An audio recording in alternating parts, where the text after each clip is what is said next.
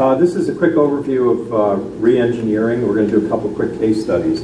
The first question is about what re-engineering is and how it's different from process improvement. If this is time and this is the impact of re-engineering, process improvement is about incremental improvement. If you want to improve a process by 10 or 15 or even 20%, lean techniques, Six Sigma techniques, and process improvement techniques will work.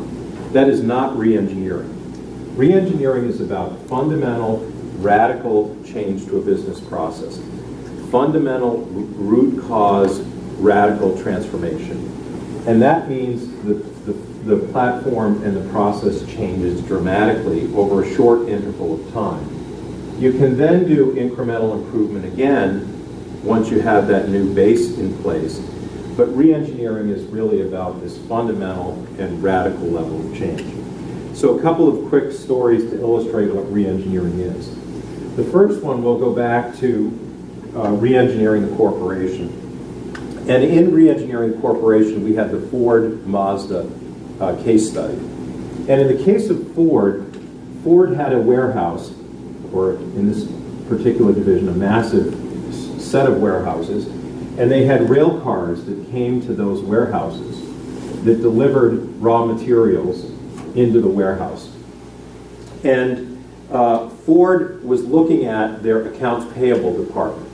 Now, what does an accounts payable department do? Accounts payable takes the re-engineering, rather the engineering specification, and converts them to purchase orders created by the purchasing department.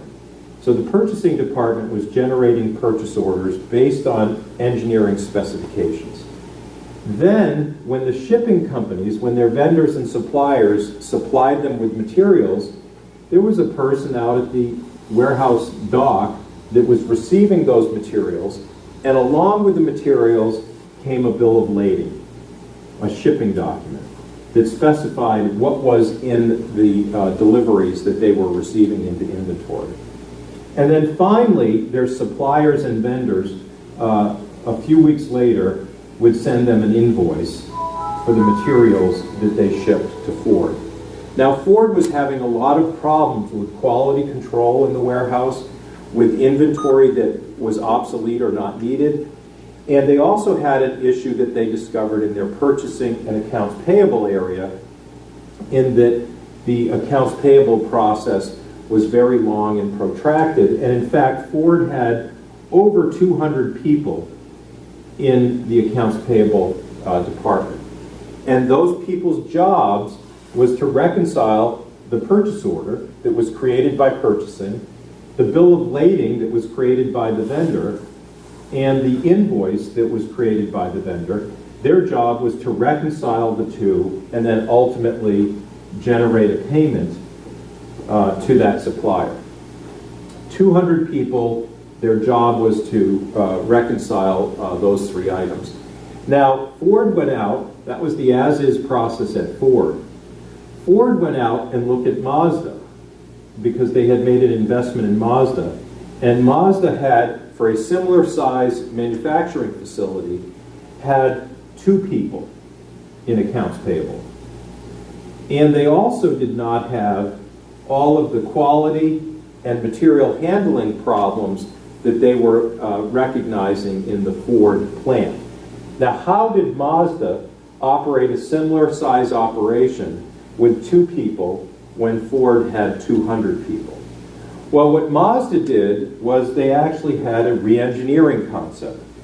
They took and put a terminal, remember this is in the late 1980s, they put a terminal out at the warehouse receiving area. And on that terminal, available to the receiving staff, was the purchase order. And the purchase order could be reconciled against the bill of lading, which the supplier had when they were receiving the goods out of the rail cars. So the reconciliation of the purchase order and the bill of lading could be done right there and then, right at the receiving dock. In fact, before the goods were even received into inventory. And they found that the receiving personnel could actually reject any inventory that wasn't ordered, or that was incorrect. What that allowed Mazda to do was to eliminate the invoice.